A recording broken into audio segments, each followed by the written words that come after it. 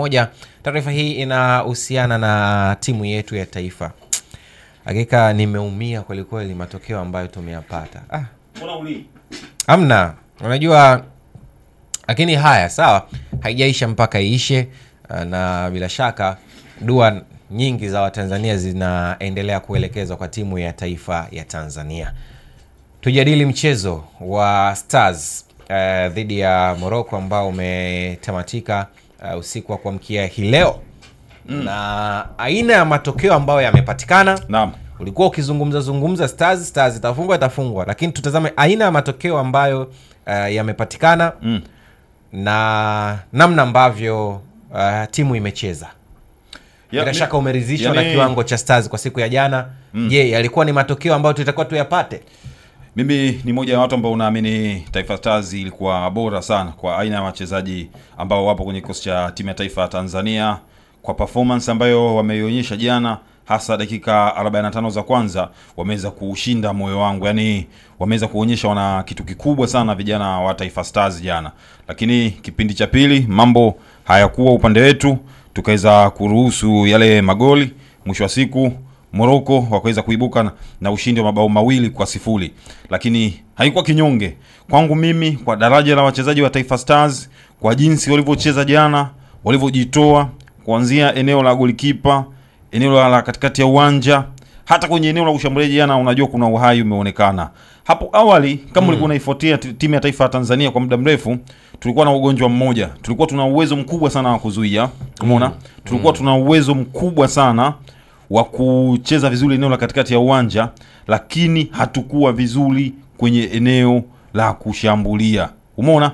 Sasa ukiangalia katika mchezo wa jana, kuna kitu kipe kimeonekana. Kwanza kuanzia kwenye kuzuia, ukija eneo la katikati ya uwanja, kulikuwa na utulivu mkubwa sana pale kwenye lile eneo la katikati ya uwanja. Tuliweza kushindana kabisa na timu ya taifa ya Morocco ama na viungo wa Morocco. Vile vile hata tulipokuwa tunaenda kushambulia, kuna nafasi jana unajua tumezipoteza ambazo inawezekana kama wachezaji wetu wangekuwa na utulivu, wangeweza kuweka mpira nyavuni, mwisho wa siku timu yetu ingeweza kuibuka na matokeo mazuri ndani ya zile dakika 90. Kumbuka kabla Morocco hawajapata goli la kwanza, Fei Toto alikuwa na nafasi yeye ya kuipa Stars uongozi, kama unakumbuka vizuri sana. Na ndio maana hata wenyewe Morocco wamepata on target 3 tu ndani ya dakika 90 katika ule mchezo. Unaona sasa, ama unapata picha kwamba wachezaji wa timu ya taifa ya Tanzania walijitoa sana, ila Morocco kitu ambacho kimewapa ushindi jana ni ukubwa wao. Unajua Huseni pamoja na bwana Salumu, ukiwa na wachezaji wakubwa, amini unashinda mechi.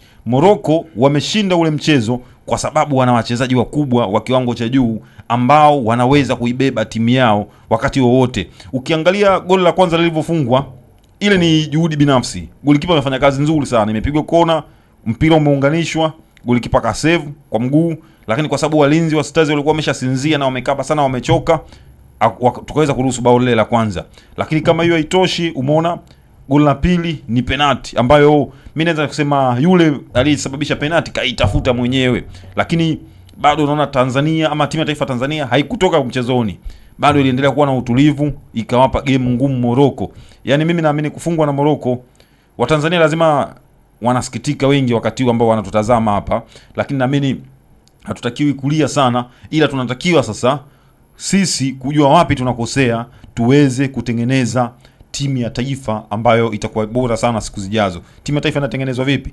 Ni mipango tu. Wenzetu Morocco wametuacha mbali kwa sababu wana uwekezaji mkubwa kwenye soka lao, na sisi tuongeze uwekezaji, na vile vile tuongeze wachezaji wengi wanaocheza nje ya mipaka ya Tanzania ama wanaocheza hata Ulaya huko, ili tuwe na ile level sasa ya kuweza kushindana na Morocco. Morocco huwezi ukashindana naye kawaida tu, lazima uwe na wachezaji wengi wa kiwango cha juu ili uweze kushindana naye. Na ndio maana anaweza kukufunga 1 bila kwake ama 2 bila kwake, na akaja hata nyumbani kwako hapa akacheza mpira ule ule akakufunga tena 2 bila, maisha yakaendelea bwana Hussein Boli. Kwa hiyo kwangu mimi sijashangaa sana kuona tumepoteza mchezo wa jana kutokana na ubora wa kikosi cha timu ya taifa ya Morocco, ila nimevutiwa tu na performance ya wachezaji kuanzia golikipa Jobu, Shomal Kapombe, Mohamed Hussein, na wale kuna bwana mdogo Msindo baadaye aliingia. Uliona ule upande wa kushoto kaona uhai zaidi.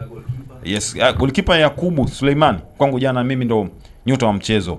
Unajua kuna mipira mingi alikuwa anaingia, yani kwa golikipa mwingine ambaye ni moga asingeweza kufanya vile vitu. Inawezekana mapema sana angekuwa amesharuhusu bao, lakini alionekana kuwa imara sana na alikuwa na umakini mkubwa sana kwenye ule mchezo. Sasa tukatazame kwanza, tuanzie kwenye eneo haswa la ulinzi ambalo lilifanikisha kucheza na timu namba 1 katika ukanda huu kwa Afrika. Ndio. Hadi dakika 45 ngoma bila kwa bila, licha ya kwamba mashambulizi yalikuwa yanafika sana katika eneo la timu ya taifa ya Tanzania. Unajua walifanikiwa kwa kiasi gani? Labda unajua Morocco hadi wanatufunga magoli yote mawili walikuwa bado hawajafanya mabadiliko. Kama uliangalia vizuri bwana Hussein kwenye ule mchezo, waliamini kile kikosi ambacho wameanza nacho kinaweza kikawapa matokeo mazuri. Na kitu cha kukumbusha wewe, umeona katika ule mchezo, kama umefuatilia vema, ile dakika 45 za kwanza Morocco walikuwa na on target moja tu. Sisi hatukuwa na on target yoyote, lakini timu ya taifa Tanzania ilikuwa na umakini mkubwa sana kwenye kuzuia. Na Morocco plani yao ya kipindi cha kwanza walikuwa wanajaribu kutengeneza mashambulizi kutoka kwenye eneo lao, lakini wakija yani wakiwa taratibu sana, wakijaribu kuifungua ngome ya Taifa Stars. Lakini baada ya kuona huo mpango umeshindikana, kama uliwaona walivyokuja kipindi cha pili, walikuja kuongeza kasi ambayo ndio ilikuja kuleta sasa uadui ama kwenye lango letu. Kwa sababu unajua siku zote kwenye mpira wa miguu, mpinzani wako kishagundua tatizo lako liko wapi, basi lazima atakuwini. Na mwalimu wa Tanzania ama wa Taifa Stars, Hemedi Morocco, alikuwa na mpango mzuri sana mimi ambao niliuelewa katika ule mchezo wa jana. Alikuwa anataka Morocco wavutike waje hadi maeneo ya katikati ya uwanja, apige long balls za kuanguka nyuma ya washambuliaji. Zikianguka nyuma ya washambuliaji, basi tuweze kwenda kutengeneza nafasi za wazi ambazo zitakuwa ni rahisi kwa counter attack. Lakini mpango huo Morocco wakaugundua, wakawa wana ublock mapema sana. Kwa hiyo kwangu kwenye ule mchezo wa jana, mimi nafikiri quality ya Morocco ndio imeweza kuwafanya washinde ule mchezo. Ubora mkubwa wa wachezaji wao umewafanya waibuke na ushindi kwenye ule mchezo. Kwa hiyo uwezo mkubwa ambao walikuwa nao ndio umewabeba Morocco jana. Kwa hiyo Morocco anastahili kuibuka na ushindi jana. Yaani uwezo kaniambia chochote sijui nikakuelewa, ama yani uwezo kaniambia bwana labda Stars walikosea sana, hapana. Ni ubora wa kikosi chao, ubora wa timu yao ndio umewapa matokeo mazuri kwenye ule mchezo wa jana, kwa sababu Morocco ni taifa ambalo lina wachezaji wengi sana wa kiwango cha juu. Yaani kuanzia kuna namna labda Stars ingefanya wangepata ushindi katika ule mchezo wa jana. Ndio maana mimi tangu mwanzo nilikwambia ilikuwa ni ngumu kwetu kupata ushindi. Na angalia baada ya Mudasiri Yahya kutoka, Yusuf Kagoma kaingia, Chazi Mombo kuingia na Msindo walivyoingia hadi dakika 70, uliona timu ya taifa Tanzania ikaanza kupush. Na ndio maana hadi tunaenda kipindi cha pili timu ya taifa Tanzania imepata on target 2, umeona? Na kipindi hiki cha pili Morocco amepata on target 2. Utofauti wa hizi timu mbili ni kitu kimoja. Morocco on target zao 2 waliweka mpira nyavuni.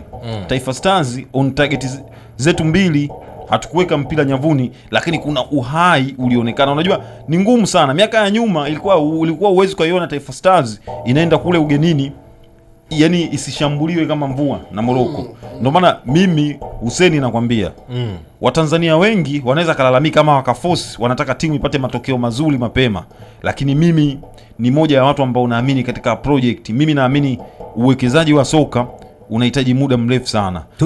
Tutasubiri hadi lini? Sasa tutasubiri hadi lini kivipi? Mpira wetu unapiga hatua wakati huu. Sasa wakati mpira wetu unakuwa tusijisahau, hatuwezi kufika on top moja kwa moja. Hawa Morocco nao waona ligi yao imetengenezwa muda mrefu sana. Mwisho wa siku watu wamecheza wengi kwao na wengi wanacheza nje. Kwa hiyo hata sisi tutakuja kufika huko. Ni mipango tu. TFF, serikali, tuendelee kupita katika njia ambayo tunapita wakati huu. Tuwe na academy nyingi, tuwe na wachezaji wengi wa kiwango cha juu, amini tutafanikiwa. Lakini kama tutakuwa tunaenda mbele hatua 10 afu tunarudi zingine 15 nyuma, hatuwezi kufanikiwa. Mpira una project zake na mipango yake. Na ndio maana unaona wenzetu wana wachezaji wa kiwango. Mtu hebu angalia anatoka Rahimi Sufyan. Mfano kama jana Rahimi alichukua nafasi ya Enesil. Umeona? Ukiangalia Onai anatoka Yes, anaingia nani? Saibari. Wote ni wachezaji wa kiwango. Yes, Saibari anatoka, anaingia Ona. Yaani wote ni wachezaji wa kiwango cha juu sana. Elkanusa anatoka, yes, anaingia Adili kwenye ule mchezo. Kwa hiyo unaona kabisa, unaona bwana, yaani wenzetu wana wachezaji wengi wa kiwango cha juu ambao sio rahisi hivyo, ama sio kazi nyepesi hiyo unapopambana nao kuweza kuwazuia. Kwa mimi naamini tuwape heshima yao Morocco, alikuwa anastahili kuibuka na ushindi katika ule mchezo, na pia ubora wa timu yake. Hii ni timu ambayo ilimaliza nafasi ya 4 kwenye michuano ya kombe la dunia. Ina maana ni timu ya kiwango cha juu sana. Ni taifa ambalo kwenye soka limeshatengeneza himaya, sio Afrika tu, ila ni duniani kwa ujumla. Kwa hiyo kwangu mimi, Taifa Stars kufungwa dhidi ya Morocco, Taifa Stars kukosa nafasi ya kwenda kombe la dunia dhidi ya Morocco, sio jambo la kusikitika, ila ni kuendelea kujifunza zaidi, lakini huku tukiweka mipango. Mimi naamini mechi kama ile ya jana ama mechi kama hizi zinaendelea kutujenga kuelekea ile AFCON 2027 ambayo sisi kama taifa tutakuwa wenyeji hapa. Naamini kuna maajabu mengi na makubwa mengi tunakuja kuyafanya wakati huo.